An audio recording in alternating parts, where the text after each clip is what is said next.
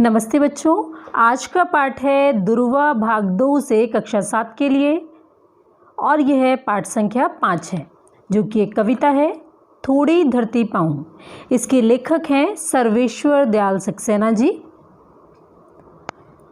तो इस कविता में सर्वेश्वर दयाल जी ने धरती के बारे में बताया है कि किस तरह से आज लोग पेड़ पौधों को काट रहे हैं। उनकी इच्छा है कि यदि उनको थोड़ी धरती मिल जाए तो वह उसमें किस प्रकार से बाग बगीचे लगाएंगे और फिर जिसमें फल फूल खिलेंगे। तो वह धरती के प्रति अपनी जो भावनाएं हैं उनको यहाँ पर व्यक्त कर रहे हैं इस कविता के माध्यम से। तो आइए शुरू करते हैं कविता। बहुत दिनों से सोच रहा था थोड़ी धरती पाऊं। तो कवि यहाँ पर कहता है कि वह बहुत दिनों से, बहुत समय से उसकी यह इच्छा थी कि उसको थोड़ी धरती मिल जाए, कोई धरती का टुकड़ा मिल जाए, पृथ्वी का टुकड़ा मिल जाए। उस धरती में बाग बगीचे जो हो सके लगाऊं और उस धरती के टुकड़े में, उस भूमि पर बाग बगीचा जो कुछ भी वो लगा सकें उसको लगाएं। खिले फूल फल चिड़िया बोले, प्यारी खुशबू डोले। और उस बाग बगीचे में जो वो लगाएंगे उनमें फूल खिलें, फल आएँ पेड़ों पर और चिड़ियाएँ जो हैं वो आए और वहाँ पर चहचहाएँ। इस तरह से फूल जो है अपनी प्यारी खुशबू वहाँ पर बिखराएँ। ताज़ी हवा जलाशय में अपना हर अंग भिगोले।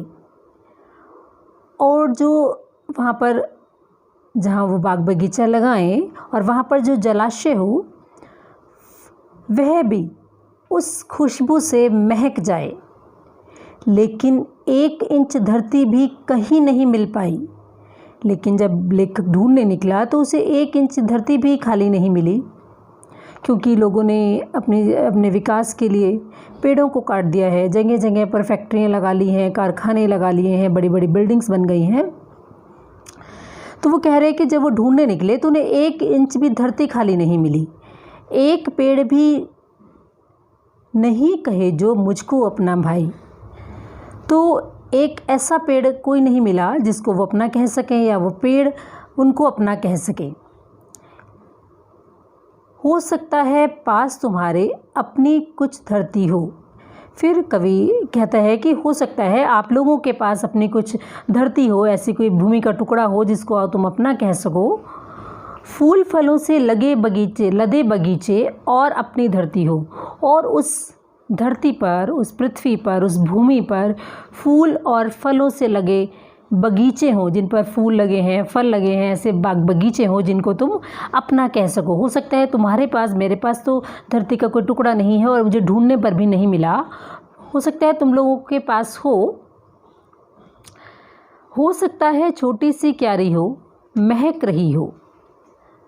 यदि बाग बगीचा ना हो तो यह भी हो सकता है कि आप लोगों के पास छोटी सी कोई धरती हो, धरती का टुकड़ा हो जिसमें क्यारियाँ बना रखी हों आपने, जिसमें फूल पौधे महक रहे हों, अपनी खुशबू फैला रहे हों। छोटी सी खेती हो जो फसलों में दहक रही हो। और छोटी सी क्यारी में, इस छोटी सी भूमि के टुकड़े पर तुमने छोटी सी खेती कर रखी हो और उसमें जो फसलें हैं वो आग की लपटों की तरह दहक रही हो। आग की लपटों की तरह दहकने का मतलब जब फसलें पक जाती हैं तो उनका रंग बिल्कुल धूप की तरह से हो जाता है, पीले रंग की हो जाती हैं और वो दहकने लगती हैं, चमकने लगती हैं। तो उसी को कवि ने यहाँ पर कहा है कि फसलों में दहक रही हो, कि तुम्हारे पास हो सकता है छोटी सी भूमि हो जिसमें तुम खेती कर रहे हो और जो फसलें पक जाती हैं तो वह आग की लपटों के समान दिखाई दे रही हों। अगली पंक्तियाँ हैं। हो सकता है कहीं शांत चौपाए घूम रहे हों। चौपाए का अर्थ है 4 पाँव पर चलने वाले जानवर। तो बहुत ही शांत वातावरण तुम्हारे पास हो जहाँ तुमने खेती कर रखी हो और उन खेतों में 4 पाँव वाले यानी कि गायें, भैंसें, इस टाइप के जानवर जो हैं वहाँ घूम रहे हों। हो सकता है कहीं सहन में पक्षी झूम रहे हों। सहन का यहाँ पर अर्थ है सहन करना नहीं, अपितु आंगन। हो सकता है तुम्हारे पास कोई आंगन हो जहाँ पर पक्षी जो हैं झूम झूम कर गा रहे हों उन पेड़ों पर, पौधों पर, उन खेती पर तुम्हारे पक्षी जो हैं वहाँ पर आ रहे हों। है तो विनती है यही, कभी मत उस दुनिया को खोना। तो कवि यहाँ पर जिन लोगों के पास धरती का टुकड़ा है, अपनी भूमि है, अपनी धरती है, उनसे विनती करता है कि तुम उस अपने धरती के टुकड़े को कभी भी खोना मत, कभी भी अपने से दूर मत करना, उसको कभी भी बेच मत देना, आप हमेशा अपने पास संभाल के रखना, यही मेरी विनती है। पेड़ों को मत कटने देना, मत चिड़ियों को रोना। तो उस भूमि पर जो पेड़ पौधे हैं उनको कभी भी कटने मत देना, और उस पर जो चिड़ियाँ हैं, जब पेड़ पौधे कटते हैं तो चिड़ियाओं का रैन बसेरा उन पर जो बनाया होता है, वह चिड़ियाँ उड़ जाती हैं और वो रोती हैं, तो उन चिड़ियों को रोने भी मत देना और ना ही पेड़ों को कटने देना।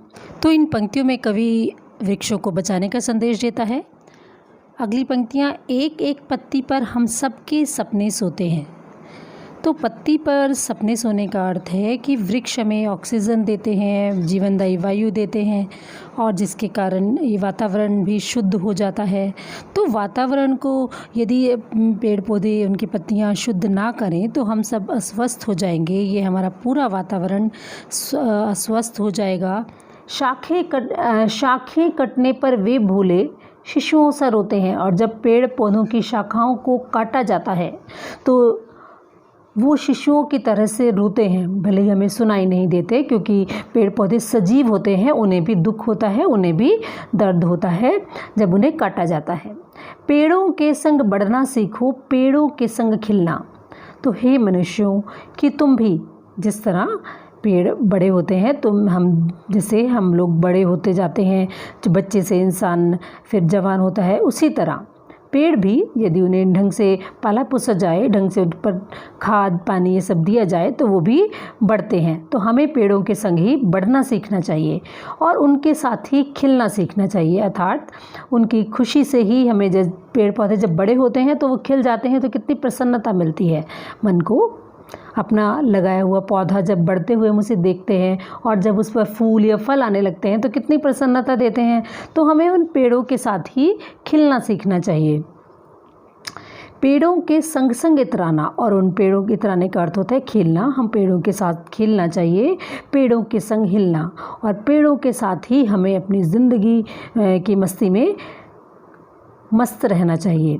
जिस तरह हवा चलने पर पेड़ जो हैं हिलते हैं, डुलते हैं इधर उधर, और हमें भी उसी तरह पेड़ों के साथ ही अपना जीवन गुजारना चाहिए। बच्चों और पेड़ की दुनिया को हरा भरा रखते हैं। बच्चे और जो पेड़ हैं ये हमारी दुनिया को हरा भरा रखते हैं। जिस तरह बच्चे जो हैं घर आंगन में जब खिलखिलाते हैं तो घर आंगन खुशियों से भर जाता है, उसी तरह इस पेड़ जो हैं इस संसार रूपी आंगन में जब वो हरे भरे होते हैं तो वो उसको भी महका देते हैं। नहीं समझते जो दुष्कर्मों का वे फल चखते हैं। जो मनुष्य इन सब बातों को नहीं समझते, पेड़ों को काट देते हैं, वे अपने इन बुरे कार्यों का, दुष्कर्म बुरे कार्यों का फल उन्हें भोगना पड़ता है। आज सभ्यता वहशी बन पेड़ों को काट रही है। आज जो मानव सभ्यता है अपने स्वार्थ के भांति में अंधे होकर, अपने स्वार्थ में अंधे होकर मनुष्य जो है फैक्ट्रियां लगाने के लिए, बड़े बड़ी बिल्डिंग्स बनाने के लिए पेड़ों को लगातार काटता जा रहा है। जनसंख्या वृद्धि के कारण पेड़ जो है कटते जा रहे हैं, और जो मनुष्य है, मानव सभ्यता है, वह जंगली बन गई है, असभ्य बन गए हैं और वह पेड़ों को काट रहे हैं। वह नहीं समझ रहे हैं कि पेड़ों से ही हमारा जीवन है। जहर फेफड़ों में भरकर हम सबको बांट रहे हैं। पेड़ जो हैं हमें ऑक्सीजन देते हैं। अगर पेड़ पौधे नहीं होंगे तो फैक्ट्रियों आदि का काला धुआं हमारे अंदर जाएगा, वो एक हमारे शरीर के लिए जहर की तरह है। तो यदि हम पेड़ों को काट देंगे तो वो सारा जहर हमारे फेफड़ों में भर जाएगा। तो मानव सभ्यता इतनी जंगली बन गई है, इतनी असभ्य हो गई है कि वह पेड़ों को काट रही है, और जो जहर है, जहरीली हवा हम सबको बांट रही है, यानी कि हम सबको अपने अंदर लेने के लिए मजबूर कर रही है। हमें जो है जितनी पेड़ों को नहीं काटना चाहिए, पेड़ों को कटने से बचाना चाहिए, और इस पूरी पृथ्वी को हरे भरा बना के रखना चाहिए, क्योंकि पेड़ हैं तो हमारा जीवन है। पेड़ों से हमें ऑक्सीजन मिलती है, पेड़ों से हमें लकड़ी मिलती है, ईंधन मिलता है। और पेड़ जो है हमारे लिए बहुत ही फल फूल, अनेक प्रकार की सब्जियां, दालें क्या नहीं देते हमें पेड़ पौधे। इसलिए इनका पालन पोषण करना चाहिए और जितना हो सके उतने हमें पेड़ लगाने चाहिए। अपने पर्यावरण को, अपने वातावरण को शुद्ध रखने की कोशिश करनी चाहिए। तो बच्चों, ये था इस पाठ का, इस कविता का फिर सारांश या व्याख्या जो अभी आपने सुनी। धन्यवाद। इस पाठ के प्रश्न उत्तर हम पढ़ेंगे।